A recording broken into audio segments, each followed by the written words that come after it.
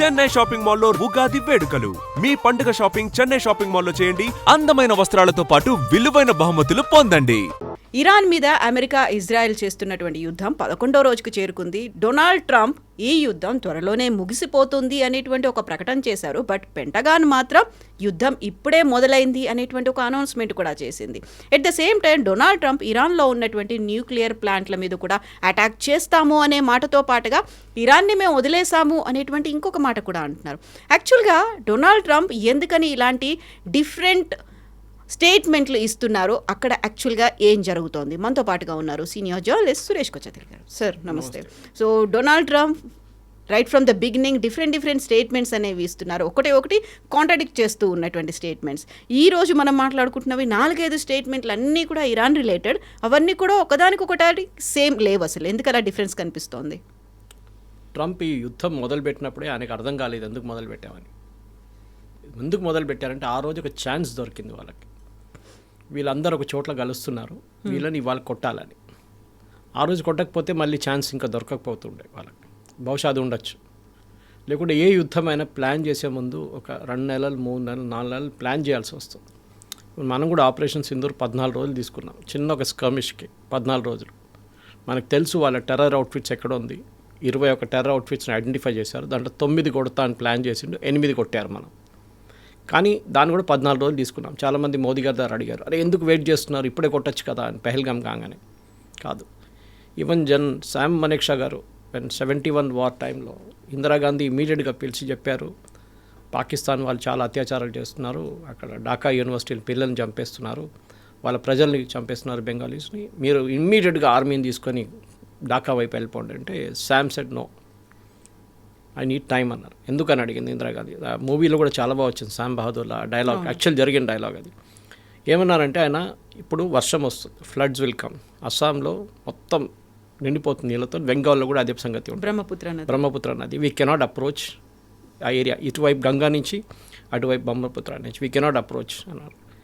సరే మళ్ళీ ఏం చేయాలని అడిగారు. నాకు 6 నెలలు టైం కావాలి. 6 నెలలు అని అడిగా. 6 నెలలు టైం కావాలి, 6 నెలలు టైం ఇవ్వండి, then I show you how fast it can be done. 6 నెలల్లో ప్లానింగ్ చేయాల్సి వచ్చింది వీళ్ళకి. They did a very good planning, అది మెచ్చుకోవాలి శామ్ని. ఆ ప్లానింగ్లో కూడా ఈ ఇండియన్ ఆర్మీ అక్కడ ఉన్న బంగ్లాదేశ్లో ఉన్న ముక్తి బాహినీని ట్రైన్ చేసి వాళ్ళని ఒక పారామిలిటరీ అని చెప్పలేము, ఒక గెరిలా ఫోర్స్ లాగా వాడుకొని పాకిస్తాన్ ట్రూప్స్ మీద దాడి చేశారు. ఇరాన్లో ఆ ఒక పొజిషన్ ఇప్పుడు తీసుకోలేరు. ఇరాన్లో ఉన్న ప్రజలు కూడా ఏమీ అనట్లేదు ఇప్పుడు. ట్రంప్ ఇప్పుడు నిన్న ఒక స్పీచ్ ఇస్తూ ఏమన్నారంటే యుద్ధం అయిపోయింది, వార్ ఈజ్ ఓవర్. సో అందరు కన్ఫ్యూజ్ అయిపోయారు, ఎక్కడైంది వార్, ఇప్పుడు దాకా మొదటగా 10 రోజులు అయింది, మీరు బాంబుల మీద బాంబులు వేస్తున్నారు, కానీ మీరు రెజీమ్ చేంజ్ అన్నారు, మీరేమో నెక్స్ట్ ఇరానియన్ లీడర్ని సెలెక్ట్ చేస్తా అన్నారు, ఇప్పుడు ఏమైంది సడన్గా అంటే చాలా క్లియర్గా ప్రెసిడెంట్ ట్రంప్కి ఈ యుద్ధంలో ఉన్న కాస్ట్ అందుకు చాలా క్లియర్గా తెలిసిపోయింది. ఎంత ఖర్చు అవుతుంది అనేది. ఖర్చు అనేది ఒక పార్ట్, అమెరికా జరిగే ఖర్చు, నాన్ మానిటరీ ఖర్చు కూడా చాలా ఉన్నది దీంట్లో. ఒకటి, complete Gulf ecosystem destroy అయిపోయింది. సౌదీ అరేబియా నుంచి, దుబాయ్ నుంచి, అంటే యుఏఈ, ఖత్తర్, బహ్రెయిన్, ఒమాన్, మీరు ఏ రాజ్యమైనా తీసుకోండి, they have suffered. Straight of Hormuz, oil prices 110 దాకా వెళ్ళి 120 దాకా వెళ్ళింది నిన్న. కంప్లీట్ ఈకోసిస్టమ్, ఈ ఈకోసిస్టమ్ ఇంకా నార్మల్కి రావాలంటే మీకు 6 నెలల నుంచి సంవత్సరం పాటు పడుతుంది. ఇది మనం కువైత్ చూసాం, when Saddam Hussein invaded Kuwait recover చేయడానికి ఆల్మోస్ట్ 10 సంవత్సరాలు తీసుకున్నారు. ఎందుకంటే సద్దాం హుస్సేన్ వెళ్తూ అన్ని ఆయిల్ వెల్స్ని తగలబెట్టేశాడు. ఇది కూడా అదే చేస్తారు బహుశా వీళ్ళు. ఇంకా ఇరాన్ లాస్ట్ మూమెంట్లో కూడా ఈ సౌదీస్ని కానీ బహ్రెయిన్ చాలా ఘోరంగా కొడుతున్నారు. దాని తర్వాత ఒమాన్ని ఎక్కువ చేయట్లేదు వాళ్ళు, కానీ డెఫినెట్గా సౌదీ అరేబియా మీద అటాక్ ఉంది, కువైత్ మీద అటాక్ చేస్తున్నారు. ఎందుకంటే వీళ్ళ ఈకో సిస్టమ్ ఆయిల్ మీద డిపెండెంట్ అయి ఉంటుంది, గ్యాస్ మీద డిపెండెంట్ అయి ఉంటుంది, టూరిజం మీద డిపెండెంట్. వాళ్ళని కొట్టారు. ఇప్పుడు వాళ్ళే అంటున్నారు, మమ్మల్ని ఎందుకు కొట్టారు, మేము ఏం చేసామంటే మీరు యుఎస్ బేసెస్ని వాడుకున్నారు, వాళ్ళని మీరు అక్కడ ఉండనిచ్చారు. సో ట్రంప్ది ప్రాబ్లం ఇప్పుడు ఎక్కడ వచ్చిందంటే, ఒకటి, అమెరికాలో ఉన్న ఒక పెట్రోల్ బంక్, అంటే వాళ్ళ గ్యాస్ స్టేషన్ అంటారు చూడండి, వాళ్ళ గ్యాస్ స్టేషన్కి వెళ్ళి వాళ్ళ కార్లో గ్యాస్ నింపుకున్నప్పుడు, అంటే పెట్రోల్ డీజిల్ నమ్ముకున్నప్పుడు వాళ్ళ ప్రైసెస్ వాళ్ళకి అర్థమైపోయింది ఇరానియన్ సిటిజన్స్కి ఎంత ఖర్చు అవుతుందని. ఇరానియన్ సిటిజన్స్తో పాటు యుఎస్ సిటిజన్స్ కూడా తెలిసిపోయింది. అందరికీ ఇప్పుడు ప్రాబ్లం వచ్చి ఇరాన్లోనే మొత్తం ఆయిల్ డిపోస్ని తగలబెట్టారు ఇజ్రాయెల్. ఇరానియన్స్ దగ్గర ఫ్యూయల్ లేదు ఇప్పుడు. వీళ్ళేమన్నారంటే వాళ్ళ ఆర్మీ వాడుకుంటున్నారు ఫ్యూయల్, మేము దానికోసం ఆ ఫ్యూయల్ని మేము తగలబెట్టాం బాంక్స్ అని. కానీ అక్కడున్న ప్రజలు కూడా వాడుకుంటారు, అది మర్చిపోతున్నారు. సో ప్రజలు ఇప్పుడు ఒక సింపతి అని ఇనీషియల్ స్టేజ్లో ఉన్నది, ఇప్పుడు వాళ్ళు మాట్లాడలేదు. దాంతోపాటు కరెక్ట్గా నిన్న కొత్త సుప్రీం లీడర్ని ఎన్నుకొని ఆయన పేరు చెప్పిన తర్వాత మీరు చూసుంటారు కొన్ని వాళ్ళ ఆజాద్ చౌక్లో అక్కడ వాళ్ళ మెయిన్ థరోఫేస్లో అంతా నిన్న సెలబ్రేషన్ ఉండే. అది కావాలని చేశారో ప్లాన్ చేశారో మనకు తెలియదు, కానీ anyway it shows a support, measure of support ఒకటి కనిపిస్తుంది. ప్రెసిడెంట్ ట్రంప్కి ఏంటంటే అక్కడ వాళ్ళ దేశంలో అడుగుతున్నారు, మీరు ఈ వార్తో మీకు ఏమొచ్చింది చెప్పండి. సరే మీరు ఇరాన్ది న్యూక్లియర్ అంబిషన్స్ని ఆపారు, ఫినిష్ చేయలేదు. నెక్స్ట్ వాళ్ళ మిసైల్ కెపబిలిటీని కొట్టారు, వాళ్ళ డ్రోన్ కెపబిలిటీ కొట్టారు, కరెక్ట్. కానీ వాళ్ళ పక్కన ఉన్న నేబర్స్ని మొత్తం ధ్వంసం చేశారు కంప్లీట్గా.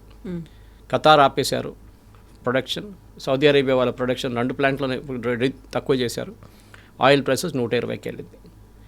లోకంలో ప్రతి దేశం ఇంపాక్ట్ ఉంది. పాకిస్తాన్లో స్కూళ్ళు బంద్ చేసేసారు. శ్రీలంకలో చాలా మటుకు పెట్రోల్ బంక్స్ అన్ని క్లోజ్ చేసేసారు. అంటే మన దగ్గర జరగట్లేదు. మనం we should thank our government for it. ఎందుకంటే మనం ఎంత మోదీ గారిని తిట్టున్నా కానీ ఈ కాంగ్రెస్ వాళ్ళు అట్లీస్ట్ ప్లానింగ్ ఉండే, మనకు తెలుసు ఇది జరుగుతుంది అనేది. మన స్ట్రాటజిక్ ఆయిల్ రిజర్వ్స్ కానీ రష్యా దగ్గర నుంచి తీసుకున్న ఆయిల్ కానీ ట్రంప్ చెప్పిన తర్వాత కూడా మనం ఫిబ్రవరిలో రష్యా దగ్గర నుంచి రికార్డ్ ఆయిల్ కొనుక్కున్నాం మనం. అప్పుడు 25% తీసేశారని చెప్పగానే మళ్ళీ మనం కొనడం మొదలుపెట్టాం రష్యా దగ్గర నుంచి.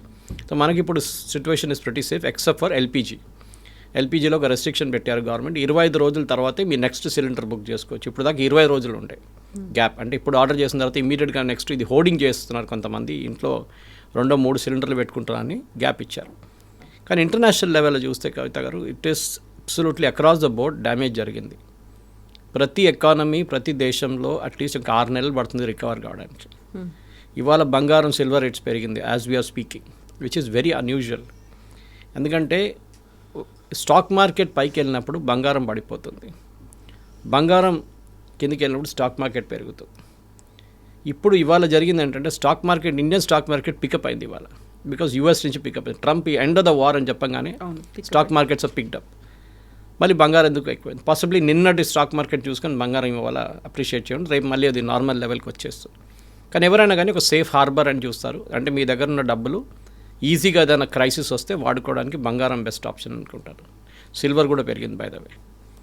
ఇట్లాంటి పరిస్థితుల్లో ఇప్పుడు నిన్న రాత్రి ప్రెసిడెంట్ ట్రంప్ ప్రెసిడెంట్ పుటిన్కి ఫోన్ చేశారు. వాళ్ళు యుక్రెయిన్ రష్యా వారి గురించి మాట్లాడలేదంట, గంట సేపు మాట్లాడారు. దాంట్లో నచ్చల్లి మాట్లాడుంటారు యుక్రెయిన్ రష్యా, ట్రంప్ పుటిన్ అయితే పట్టించుకోరు. బట్ దాన్ని అంత హైలైట్ చేయదలుచుకోలేదు ఇప్పుడు. ఎందుకంటే ఇప్పుడు ఈ యుద్ధం ఆపాలంటే he will needs Putin support. Putin చెప్తే ఇరాన్ బహుశా వింటారు, కానీ దానికి ట్రంప్ కూడా మూవ్స్ తీసుకోవాల్సింది. దానికోసం నిన్న సాయంత్రం హీ అనౌన్స్ దట్ మేము యుద్ధానికి ఎండింగ్కి వచ్చేస్తాం. కానీ ఇజ్రాయెల్ ఇప్పుడు దాకా దాని గురించి ఒక్క మాట చెప్పలేదు. ఇజ్రాయెల్ ఏం చేస్తారు ఇప్పుడు? ఇజ్రాయెల్కి అక్కడ ఆల్రెడీ హమాస్తోనే ఉన్న గొడవ ఉంది, అది పక్కన ఇప్పుడు పట్టారు. లెబనాన్లో చాలా సీరియస్ ఫైట్ నడుస్తుంది. ఇజ్రాయెల్ ఫోకస్ అంతా ఇప్పుడు లెబనాన్ మీద ఉంది.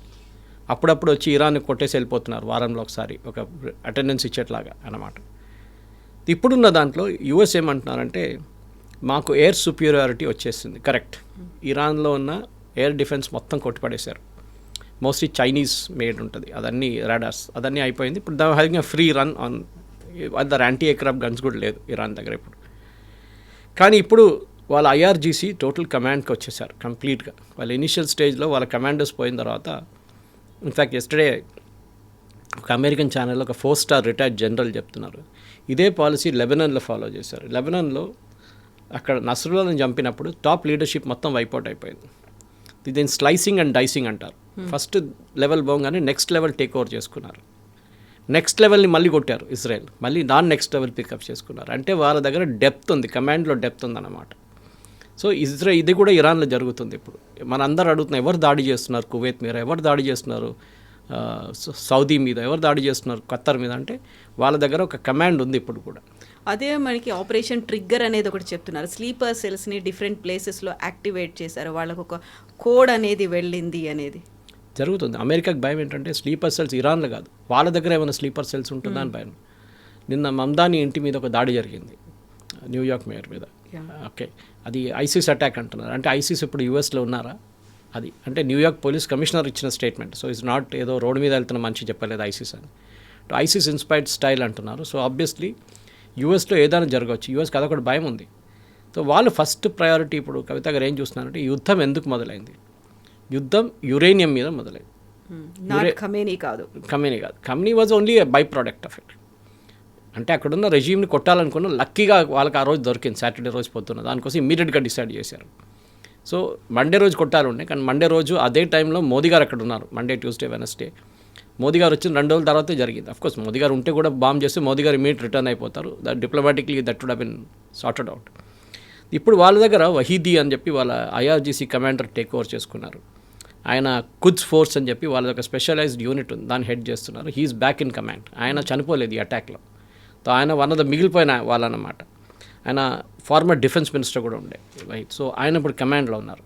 బహుశా ఆయన ఇప్పుడు ఇజ్రాయెల్ టార్గెట్ చేస్తారో చెప్పలేం. కానీ ఈ స్లైసింగ్ అండ్ డైసింగ్ ఆఫ్ హైరార్కీలో ఇప్పుడు కొత్త కమాండ్స్ వచ్చారు ఇరాన్లో. సో దానికోసం వాళ్ళు అటాక్స్ని తట్టుకుంటున్నారు. ఇప్పుడు ఎంతమంది డిస్ట్రాయ్ చేసినా కానీ వాళ్ళు మళ్ళీ కొడతారు. ఫస్ట్ డే 180 మిసైళ్ళు కొట్టారు ఫస్ట్ డే. సెకండ్ డే అది 120కి తగ్గింది. 3వ రోజు అది 75 అయింది, మళ్ళీ 50 అయింది. నిన్న 25 మిసైల్స్ కొట్టారు. డ్రోన్స్ పక్కన పెడదాం మనం. డ్రోన్స్ వాళ్ళ దగ్గర కచ్చరాలాగా డ్రోన్స్ ఉన్నాయి, వాళ్ళు కొడుతూనే వెళ్తున్నారు డ్రోన్స్ అనమాట. కానీ యూఎస్కి ప్రాబ్లం ఎక్కడ వచ్చిందంటే వాళ్ళకు ఒక సెక్యూరిటీ స్ట్రాటజీ లేదు. ఇన్ఫ్యాక్ట్ వాళ్ళ దగ్గర ఒక క్రూషియల్ పోస్ట్ వేకెంట్గా ఉంది, నేషనల్ సెక్యూరిటీ అడ్వైజర్. మన దగ్గర అజిత్ దోవల్ గారు ఉన్నట్లు. దట్ పోస్ట్ ట్రంప్ ఎప్పుడు ఫిలప్ చేయలేదు ఇప్పుడు దాకా. ఎందుకో ఆయన ఫస్ట్ టర్మ్లో ఉండే కానీ సెకండ్ టర్మ్లో లేదు ఇప్పుడు ఈసారి. దానికి ఎందుకంటే ఆయనకు చెప్పిన మాట ఆయన మాటనే అందరు వినాలని ఉంది. So maybe the national security adviser దీనికి I think John Bolton somebody was there before. ఇప్పుడు ఆ పోస్ట్ ఎవరు లేరు ఇప్పుడు. ఆ పరిస్థితిలోనే ఇప్పుడు జనరల్ కేన్ మొన్న chief of staff US army బ్రీఫింగ్లో పీట్ హెస్కే తన బ్రీఫింగ్లో ఏం చెప్పారంటే ఇరాన్ని మేము కంట్రోల్, వాళ్ళ ability to have control outside Iran అది మేము తగ్గిస్తున్నాము. అంటే హెజ్బుల్లా, హమాస్, హూతీలు ఇవాళ పొద్దున కూడా సౌదీ అరేబియాతో మాట్లాడుతున్నారు. హూతీలు సౌదీ అరేబియాకి ఎప్పుడు పడదు. Saudi the only country, Arab country హూతీల మీద దాడి చేస్తున్నారు డైరెక్ట్గా. ఇప్పుడు వాళ్ళు యమన్లో ఉన్నారు, వాళ్ళకి స్పెషలైజ్ ఫోర్స్ యమన్లో ఉంది. అక్కడున్న గవర్నమెంట్ని సపోర్ట్ చేస్తుంది సౌదీ అరేబియా. ఇప్పుడు హూతీలు మాట్లాడుతున్నారు. ఇప్పుడు హూతీలు ఏమంటున్నారంటే మాకు ఇరాన్ నుంచి ఇంకా డబ్బులు రావు, మేము బతకాలి, మీరు డబ్బులు ఇస్తే మేము క్వైట్గా కూర్చుంటాం ఇక్కడ యమన్లో, మిమ్మల్ని ఏం చేయము, షిప్స్ని ఏం చేయము, మాకు డబ్బులు కావాలి, మాకు ఆయుధాలు దొరకకపోతే కూడా ప్రాబ్లం లేదు, మేము బతకాలి మేము. సో వాళ్ళకి సౌదీ అరేబియా వాళ్ళతో మాట్లాడుతున్నారు అనమాట. సో దాంతోపాటు యుఎస్ ఆర్మీ ఏమంటున్నా అంటే వీ హ్యావ్ నౌ ప్రివెంటెడ్, మిగతా చోట్ల అటాక్ ఉండడానికి ప్రివెంట్ చేస్తున్నాం. కానీ అది జరగట్లేదు. మనం చూసిన అప్పుడప్పుడు ఒక 2 మిసైళ్ళు పడుతున్నాయి, 10 డ్రోన్లు వెళ్ళి పడుతుంది. నిన్న రాత్రి కూడా చాలా మటుకు అటాక్స్ జరిగాయి. అంటే ఇరాన్ దగ్గర ఇప్పుడు కూడా ఫైర్ పవర్ ఉందన్నమాట. అది కాకుండా ప్రెసిడెంట్ ట్రంప్కి ఇప్పుడు ఇరానియన్ లీడర్షిప్ మీద కూడా ఒక ప్రాబ్లం వచ్చింది. మీకు గుర్తుంటుంది, ఇవాళ పొద్దున మాట్లాడుతూ కూడా అందరు అడిగారు, ఎవరో ప్రెస్ వాళ్ళు నిన్నటి ప్రెస్ కాన్ఫరెన్స్ మన దగ్గర పొద్దున టైంకి ఇండియన్ టైం, అంటే మీరు ఇరాన్లో ప్రజల దగ్గర రోడ్డు మీదకి రమ్మన్నారు, change is coming, help is on the way అన్నారు. కానీ ఇప్పుడు మీరు ఇరానియన్ ప్రజల దగ్గర ఏం చెప్పట్లేదు, మీరేమో విత్డ్రా చేసుకుంటున్నారు. ప్రజల సంగతి ఏమవుతుంది? మీరే చెప్పారు వాళ్ళ ప్రజలు ప్రొటెస్ట్ చేయాలి అది ఇది అన్నారు. ఇప్పుడు వాళ్ళ కొత్త లీడర్షిప్ వచ్చేసింది, వాళ్ళు ఏదో జరగలేదు, అసలు ఏం జరగలేనట్టు మాట్లాడుతున్నారు వాళ్ళు. మీరేమో యుద్ధం అయిపోయింది నేను విత్డ్రా చేసుకుంటా అంటున్నారు.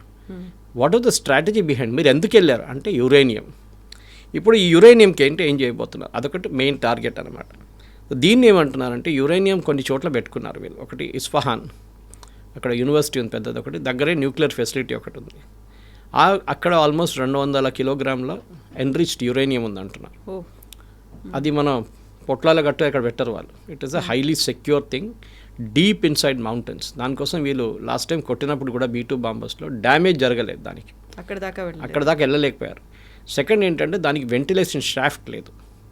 వెంటిలేషన్ మీరు కొండ కింద వెళ్ళినప్పుడు న్యాచురల్ వెంటిలేషన్ షాఫ్ట్ కావాలి మీకు, ఫ్రెష్ ఎయిర్. వీరు ఇంకేదో టెక్నాలజీ యూజ్ చేసి ఫ్రెష్ ఎయిర్ని పంపిస్తున్నారు లోపలికి. బహుశా అది పైప్ నుంచి పంపిస్తున్నారేమో, ఫుట్ ఆఫ్ ద మౌంటైన్ నుంచి లోపలికి పైప్లో ఫ్రెష్ ఎయిర్ పంపిస్తున్నారు, అది ఉండొచ్చు. సో ఇప్పుడు జరిగిన దాడిలో కూడా ఈసారి కూడా అది డిస్ట్రాయ్ కాలేదు. అంటే లాస్ట్ ఇయర్ జూన్లో జరిగిన దాడిలో ఇట్ వాజ్ నాట్ డిస్ట్రాయిడ్, కానీ అక్కడ ఉంది. ప్రెజెంట్ ప్యూరిటీ ఏమంటున్నారంటే ఈ 60% దాకా ప్యూరిటీ ఉంది దానికి, ఆ యురేనియంకి అంటున్నారు. దాన్ని బయటికి ఎట్లా తీయాలి, ఇది ఒక పెద్ద ప్రశ్న ఇప్పుడు ప్రెసిడెంట్ ట్రంప్కి అండ్ ఆల్సో నెటన్యాహు.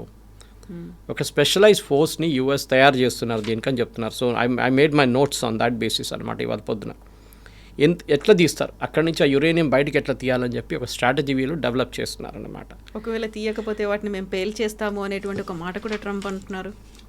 చేయలేరు అంత ఈజీగా. యురేనియం అనేది పేల్చేస్తే మళ్ళీ నెక్స్ట్ ఒక 10,000 సంవత్సరాల దాకా అక్కడ ఎవరు ఉండలేరు ఇరాన్లో. It is not easy. Hiroshima Nagasaki మనం చూసాం. We saw the Fukushima nuclear reactor disaster. Chernobyl మనం చూసాం. ఇదంతా చూసిన తర్వాత పేల్చేస్తాం ఏదో దివాళీ పటాకాలు కాదు ఇది. He has to extract it. అంటే అక్కడ ఒక స్పెషలైజ్డ్ గ్రౌండ్ ఫోర్స్ని పంపించి ఆ యురేనియంని బయట తీసుకోవాల్సి వస్తుంది. దాన్ని వాళ్ళు చూసుకొని ఊరుకోరు. పక్కన ఇరానియన్స్ వాళ్ళు డెఫినెట్గా అటాక్ చేస్తారు. వాళ్ళతో సరే ఒక ఒప్పందం చేసి ఆ న్యూక్లియర్ మెటీరియల్ బయట తీయాలంటే వాళ్ళు పట్టించుకోరు. ఇంత చేసిన తర్వాత వాళ్ళు అస్సలు అగ్రీ చేయరు దానికోసం. సో ఈ ఇస్ఫహాన్ న్యూక్లియర్ ఫెసిలిటీలో ఉన్న దాన్ని స్పెషలైజ్ ఫోర్స్ యూజ్ చేసి 200 కిలోలు ఉన్న హైలీ ఎన్రిచ్డ్ యురేనియం బయట తీయాలి. ఈ హైలీ ఎన్రిచ్ యురేనియం అనేది మనం యూజువల్లీ యురేనియం వాడుతున్నప్పుడు దీనికంటే ముందు కూడా మనం డిస్కస్ చేసాం. పీస్ఫుల్ పర్పస్ అంటే న్యూక్లియర్ ప్లాంట్ నడిపించడానికి యూజ్ చేస్తాం. మన దగ్గర చెర్లపల్లిలో ఉన్నట్ల సేమ్ థింగ్. కానీ ఇది ఇప్పుడు 60% ప్యూరిటీకి వచ్చేసింది. న్యూక్లియర్ బాంబ్ తయారు చేయవచ్చు అంటే తయారు చేయవచ్చు, కానీ అంత బాగుండదు. It's not a great nuclear bomb. Perfection ఉండదు. 90%కి వచ్చేస్తే పర్ఫెక్షన్ వచ్చేస్తుంది. దానికి ఇంకొక 3-4 నెలలు దూరం ఉన్నారు ఇరాన్ ఇప్పుడు. సో ఈ టైంలో ఆ న్యూక్లియర్ మెటీరియల్ని బయటికి తీసుకురావాలంటే ఒక పెద్ద ఛాలెంజ్ ఉండబోతుంది. నా దగ్గర ఉన్న నోట్స్ ప్రకారం వీళ్ళు ఇస్ఫహాన్లో ఉన్న టనల్స్లో ఇది లోడ్ చేసి పెట్టారు. అక్కడి నుంచి బయటికి తీయడానికి అమెరికా ఒక స్పెషల్ ఫోర్స్ని పంపించాల్సి వస్తుంది. ఆ స్పెషల్ ఫోర్స్ మనం వెనిజువేలాలో చూసాం. దానికన్నా ముందు ఒసామా బిన్ లాడెన్ని చంపినప్పుడు చూసాం. యూఎస్ నేవీ సీల్స్ని వాడారు. అట్లాంటి ఒక స్పెషలైజ్ ఫోర్స్ని తీసుకొని వీళ్ళు అప్రోచ్ చేయాల్సి వస్తుందన్నమాట. సో ఏరియల్ బొంబార్డ్మెంట్ ఒకటే చేసి మీరు ఆ న్యూక్లియర్ ఫెసిలిటీని మొత్తం ధ్వంసం చేయలేరు. మ్యాక్సిమం మీరు కొన్ని రోజులు దాని ఎంట్రన్స్లో కొట్టచ్చు. అది కూడా వాళ్ళు క్లియర్ చేసుకున్నారంట. లాస్ట్ 6 నెలల్లో ఫస్ట్ బాంబింగ్లో, జూన్లో జరిగిన బాంబింగ్లో చాలా మటుకు వాళ్ళు బుల్డోజర్లు జేసీబీలు యూజ్ చేసి మొత్తం క్లియర్ చేసేసారంట. ఇప్పుడు వాళ్ళు అప్రోచ్ అవుతున్నారు. మళ్ళీ ఆ పర్టికులర్ స్పాట్కి అప్రోచ్ అయ్యారని చెప్పిన తర్వాతనే ఈ కొత్త వార్ మొదలైందన్నమాట. ఇప్పుడు దాంట్లో ఎలీట్ యూనిట్స్ యూఎస్ మిలిటరీ నుంచి యూజ్ చేయాల్సి వస్తుంది. వాళ్ళ జాయింట్ స్పెషల్ ఆపరేషన్స్ కమాండ్ అని ఉంది. ఇజ్రాయేలీ కమాండో ఫోర్స్తోని కలిసి వీళ్ళు ఇన్ఫిల్ట్రేట్ చేసి టనల్స్ లోపలికి వెళ్ళి secure and then or destroy the uranium అంటారు. ఆ డెస్ట్రాయ్ అనే వర్డ్ నాకు చాలా డిస్టర్బింగ్ ఉందంటే uranium can never be destroyed. It will be big disaster. Not just అక్కడ వెళ్ళి డిస్ట్రాయ్ చేస్తున్న వాళ్ళు కూడా కాదు, మిగతా చుట్టుపక్కల ఉన్న ఒక 100-200 కిలోమీటర్ 300 కిలోమీటర్ దాకా ఎవరు ఉండలేరు దాని తర్వాత. ఆ పరిస్థితిలో ఉంటుంది. Or that entire mountain will collapse. Okay, అది కూడా జరగవచ్చు ఆ బ్లాస్ట్లో. బికాజ్ మనం పోఖ్రాన్లో చూసాం. మనం ఎట్లా హౌ డు వి బ్లాస్ట్ అన్నమాట. అండర్ గ్రౌండ్కి వెళ్ళి ఎంతో లోతుకి వెళ్ళి 2-3 కిలోమీటర్ లోపుకి వెళ్ళి అక్కడ మనం యురేనియం పెట్టి we blasted to test the potency of it అనమాట. ఇదంతా ఈజీ కాదు. దీన్ని చేయాలంటే చాలా మటుకు వీ నీడ్ స్పెషలైజ్డ్ ట్రూప్స్. దీనికి ఆ సరౌండింగ్ ఏరియాలో ఉన్న మనుషులు సపోర్ట్ చేయాల్సి వస్తుంది. లాజిస్టిక్స్ కావాల్సి వస్తుంది. అంటే మీకు చినూక్ హెలికాప్టర్స్ కానీ మిగతా ఎయిర్క్రాఫ్ట్ కానీ B-2 బాంబర్స్ పైనుంచి తిరుగుతుంటుంది. దాంతోపాటు F-35 కూడా ఉంటుంది. ఇది అన్నీ చేయాల్సి వస్తుంది, అన్నీ తీసుకురావాల్సి వస్తుంది అనమాట. కానీ ఇప్పుడున్న పరిస్థితుల్లో possibly this is not possible. So president Trump ఇప్పుడు అయిపోయింది యుద్ధం అనగానే ఎట్లా స్టాప్ చేస్తారు, ఎక్కడ స్టాప్ చేస్తారంటే యురేనియంతోనే స్టాప్ కావాల్సి. లేకుంటే మళ్ళీ 6 నెలల తర్వాత నేను చెప్పిన దాని ప్రకారం మళ్ళీ ఇదే యుద్ధం మళ్ళీ ప్రారంభమవుతుంది. మళ్ళీ ఎన్రిచ్ చేస్తున్నారు అని చెప్పేసి. ఎందుకంటే ఇప్పుడు ఒకసారి వాళ్ళకి ఒక గ్రీన్ సిగ్నల్ దొరికింది అనుకోండి ఇరాన్కి, అంటే ఇంత చేసిన తర్వాత కూడా అమెరికా మా మీద ఏం చేయలేకపోయారు అనగానే వాళ్ళకి ఒక ఫ్రెష్ ఎనర్జీ వస్తుంది. చవన్ప్రాష్ తినట్టు ఉంటుంది అనమాట వాళ్ళకి. సో దీనికి వాళ్ళకి ఒక స్పెషలైజ్ టీం ఉన్నారు అమెరికాలో. చేయలేదని కాదు, అది చేశారు దీనికన్నా ముందు కూడా. కానీ అది ఇంత పెద్ద కెపాసిటీలో చేయలేదు. న్యూక్లియర్ డిజాస్టర్ ఇక్కడ జరిగినప్పుడు they have use certain units. దాన్ని రేడియలాజికల్ మెటీరియల్స్ హ్యాండిల్ చేస్తే రెండర్ సేఫ్ యూనిట్స్ అని చెప్పి ఒక యూనిట్ ఉంది యూఎస్ ఆర్మీలో. వాళ్ళ పని ఇది న్యూక్లియర్ అసెట్స్ని సెక్యూర్ చేయడం అనేది. వాళ్ళకు స్పెషలైజ్డ్ డ్రెస్సెస్ ఉంటుంది, వాళ్ళ స్పెషల్ కమాండ్ వాళ్ళ దగ్గర ఉంది, వాళ్ళు ఆపరేట్ చేస్తారు. అందరు వెళ్ళి మీరు ఒక నార్మల్ జవాన్ని సోల్జర్ని తీసుకెళ్ళి న్యూక్లియర్ మెటీరియల్ హ్యాండిల్ చేయమంటే వాళ్ళకి తెలియదు. They cannot even make out అనమాట. సో దానికోసం ఉన్న ఈ టీం రెడీగా ఉన్నారు. వాళ్ళు న్యూట్రలైజ్ చేసి ఆ ఫెసిలిటీని either they make it unusable, అంటే దాన్ని మొత్తం ఎంట్రన్స్ని డెమాలిష్ చేసేస్తే లోపల మళ్ళీ ఒక 100 కిలోమీటర్ వద్ద ఒక ఆల్మోస్ట్ 200 మీటర్లు 300 మీటర్లు కంప్లీట్ బ్లాక్ చేసేసి డెమాలిష్ చేస్తే దాని లోపలికి ఎవరు వెళ్ళలేరు. ఆ పరిస్థితి కూడా తీసుకురావచ్చు కావాలంటే, అది కూడా చేయొచ్చు. ఇంకొంటే Tier 1లో దీంట్లో స్పెషల్ ఆపరేషన్స్ యూనిట్ ఉంటుంది, ఎక్స్ప్లోజివ్ డివైజెస్ ఉంటాయి, టీం ఉంటారు, డిస్పోజబుల్ పర్సనల్ ఉంటారు. అది కాకుండా అవుటర్ సెక్యూరిటీ మెయింటైన్ చేయడానికి. ఇదన్నీ నడుస్తున్నప్పుడు బయట నుంచి వచ్చి ఎవరైనా వాళ్ళ మీద దాడి చేయకూడదు. ఇరాన్ మళ్ళీ